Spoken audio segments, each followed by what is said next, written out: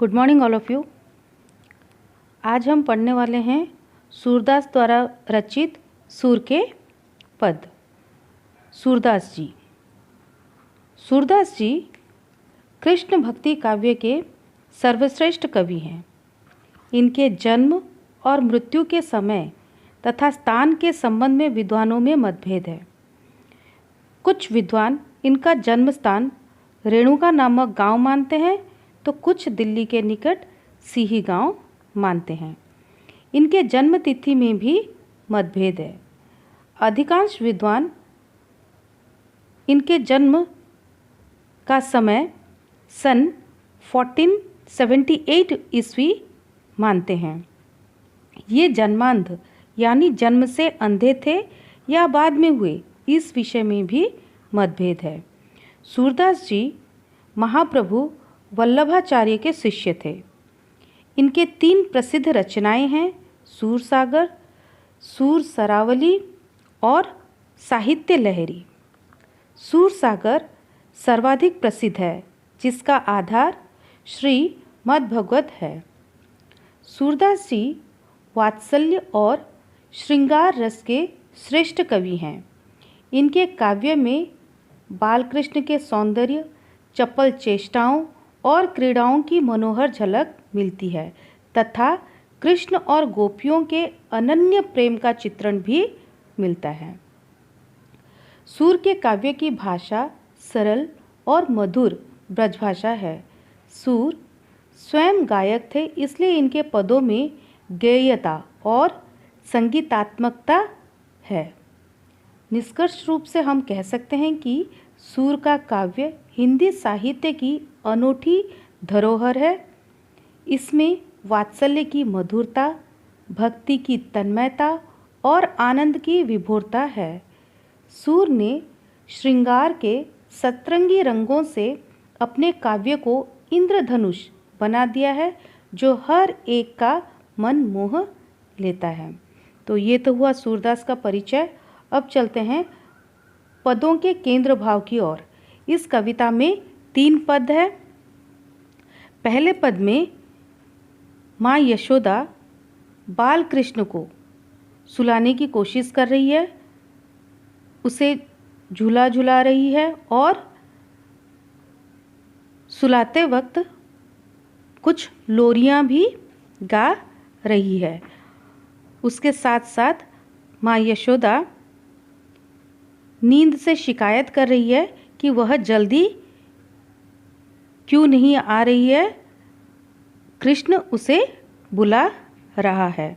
और दूसरे पद में कृष्ण के मचलते हुए मक्खन खाने को बड़ा स्वाभाविक वर्णन है। कृष्ण की बाल लीलाओं से मुग्ध माँ यशोदा एक पल के लिए भी कृष्ण को स्वयं से अलग नहीं करना चाहती है। और तीसरे पद में बाल सुलभ उत्सुकता से श्री कृष्ण चंद्रमा का खिलौना बनाकर उससे खेलने का हठ करते हैं। मतलब चंद्रमा के साथ वह खेलना चाहते हैं खिलौना बनाकर, परंतु माँ यशोदा के यह कहने पर कि वह उससे भी सुंदर उसके लिए एक दुल्हन लाएगी, तो वह चंद्रमा के हट के लिए हट छोड़ देता है और तुरंत विवाह करने के लिए तैयार हो जाता है। तो इन तीनों पदों में कवि ने श्री कृष्ण के बालोचित कार्यकलापों का, कृष्ण की बाल लीलाओं का वर्णन किया है और उन पर रिझने वाली माँ के संबंधों का बड़ा मनोहारी वर्णन किया है। तो अब चलते हैं हम अपने पदों की व्याख्या की ओर।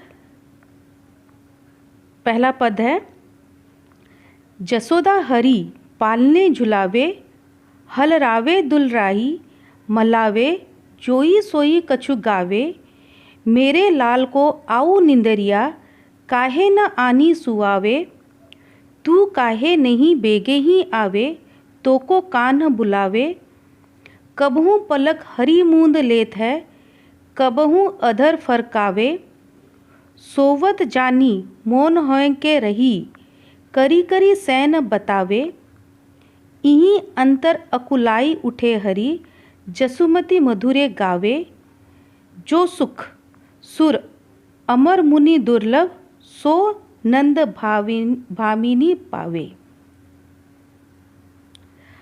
इस पद के कठिन शब्दों के अर्थ इस प्रकार है। हलरावे का अर्थ है हिलाती है। दुलराई का अर्थ है दुलार, प्यार करती है। मलावे का अर्थ है पुचकारती है। निंदरिया का अर्थ है नींद। बेगे ही, जल्दी से। अधर, होंठ, मौन, चुप। सैन, संकेत। तो ये तो हुआ इस पद के कठिन शब्द अर्थ।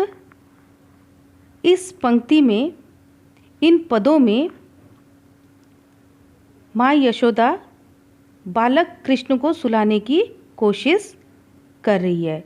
जसोदा हरि पालने झुलावे। कवि कहते हैं कि जशोदा मैया भगवान कृष्ण को पालने में झुला झुलाकर सुला रही है। वह पालने को हिलाती है। हलरावे दुलरावे मलावे, जोई सोई कछु गावे। वह पालने को हिलाती है, कृष्ण को दुलार करती है तथा उन्हें प्यार से पुचकारती है। वह अपने मधुर स्वर में कुछ गाती जा रही है, अर्थात वह लोरी गा रही है कृष्ण को सुलाने के लिए। मेरे लाल को आऊ निंदरिया, काहे न आनी सुआवे। वह नींद को शिकायत देती हुई कहती है, नींद से शिकायत कर रही है कि तुझे कान्हा यानी कृष्ण बुला रहे हैं, तू जल्दी आकर मेरे लाल को क्यों नहीं सुला रही। कबहू पलक हरी मूंद लेत है, कबहू अधर फरकावे। कृष्ण कभी अपने पलके बंद कर लेते हैं और उन्हें नींद आ रही हो, जैसे उन्हें नींद आ रही हो, और कभी उनके होंठ फड़कने लगते हैं। जसोदा को ऐसा लगता है जैसे कृष्ण सो गए हैं और वह चुप हो जाती है। कबहू पलक हरी मूंद लेत, कबहू अधर फरकावे।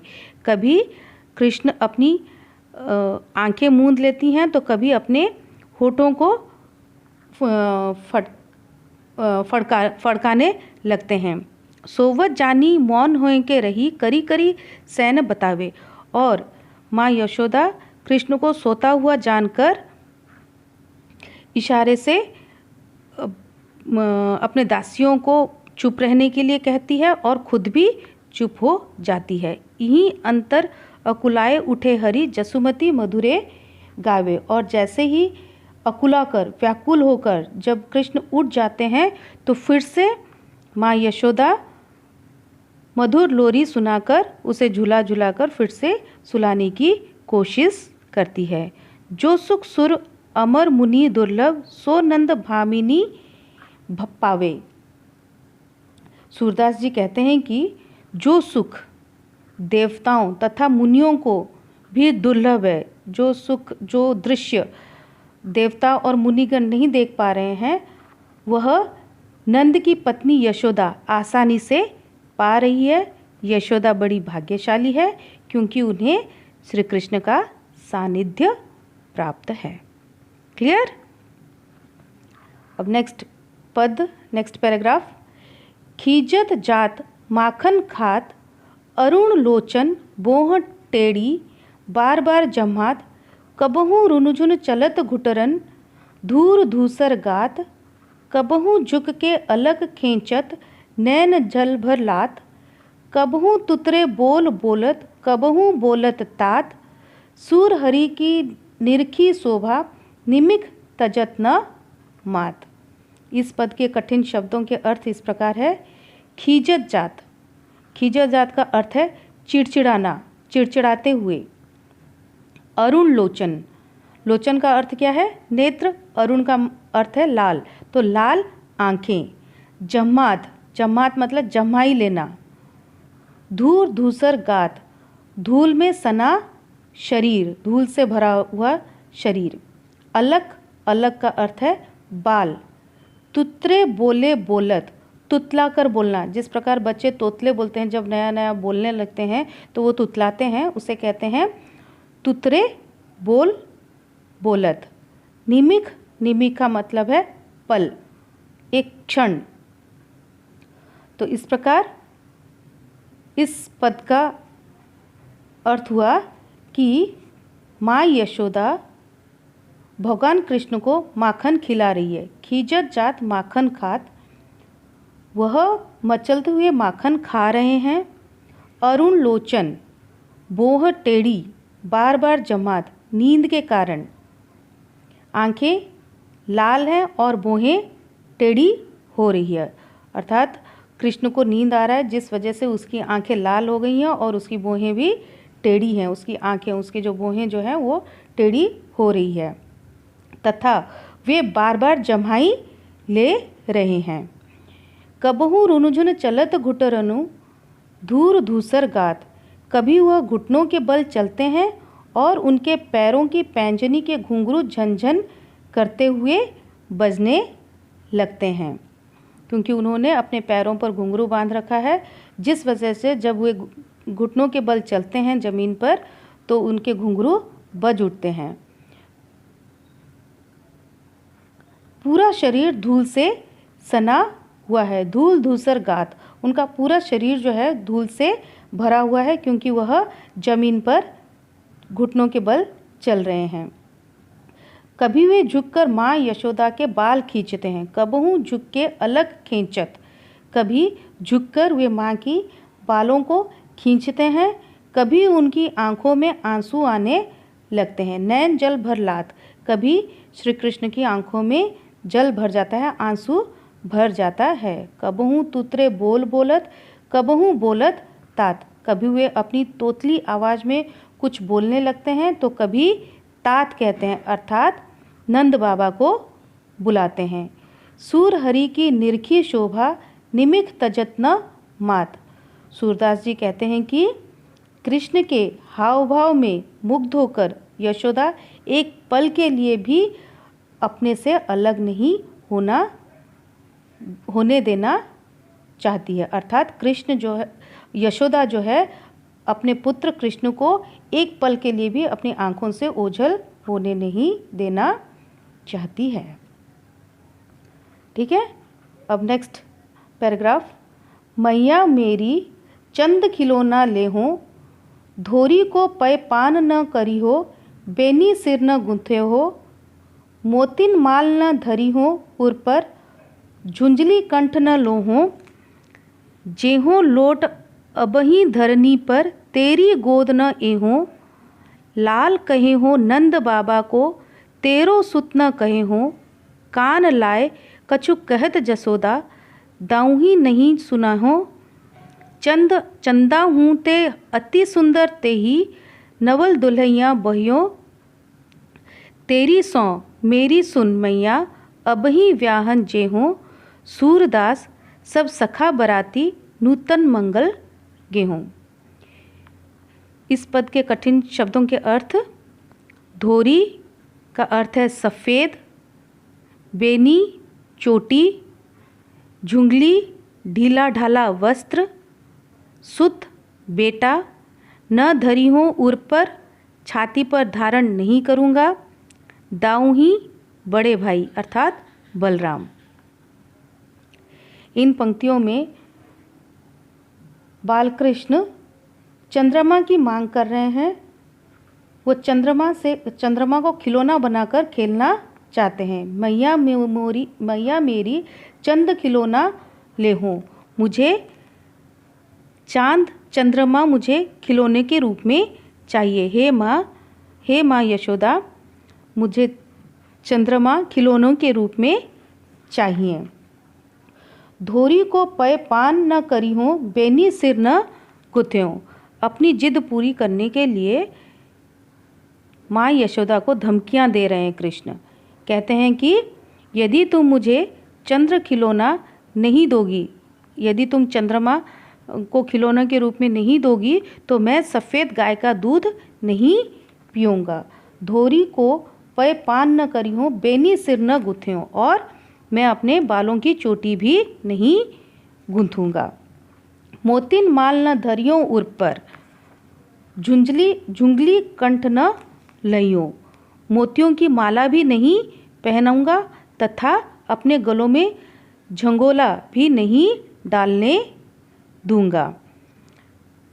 जेहों लोट अबही धरनी पर तेरी गोद न एहों। मैं अभी जमीन पर ही लेट जाऊंगा, लेकिन मैं तेरी गोद में नहीं आऊंगा। लाल कहें नंद बाबा को तेरो सुत न कहियो। मैं नंद बाबा का ही पुत्र कहलाऊंगा, बेटा कहलाऊंगा, तेरा पुत्र मैं नहीं कहलाऊंगा। कान लाए कछु कहत जसोदा, दाऊँ ही नहीं सुनो हो। तभी यशोदा माँ कृष्ण को बहलाते हुए फुसलाते हुए कहती है कि कृष्ण तुम अपना कान मेरे पास लाओ, मैं तुम्हारे कान में कुछ कहूँगी जिससे कि तुम्हारा बड़ा भाई जो बलराम है वह सुन ले। चांदा हूँ ते अति सुंदर जो तो ही नवल दुल्हनिया बहियो। कहती है कि चंद्रमा से भी सुंदर नई नवेली दुल्हन के साथ उनका विवाह कराऊंगी, उसका विवाह कराऊंगी। मतलब वो चांद से भी सुंदर दुल्हन उसके लिए लेकर आएगी और उससे उसका विवाह कराएगी। तेरी सौ मेरी सुन मैया अब ही ब्याह जयो। यह सुनकर कृष्ण कहते हैं कि तेरी सौगंध माँ, अभी विवाह करने जाना चाहता हूँ, अभी मेरे लिए सुंदर दुल्हन लेकर आओ। सूरदास सब सखा बाराती नूतन मंगल गे हो। सूरदास जी कहते हैं कि सारे सखा बाराती होंगे और नए नए मंगल गीत गाएंगे। जब कृष्ण का विवाह होगा तो उसके सभी दोस्त, उसके सभी सखा बारात में जाएंगे और सब मिलकर मंगल गीत गाएंगे। तो ये तो हुआ सूर के पद की व्याख्या। अब इसके क्वेश्चन आंसर्स नेक्स्ट क्लास में चर्चा करेंगे।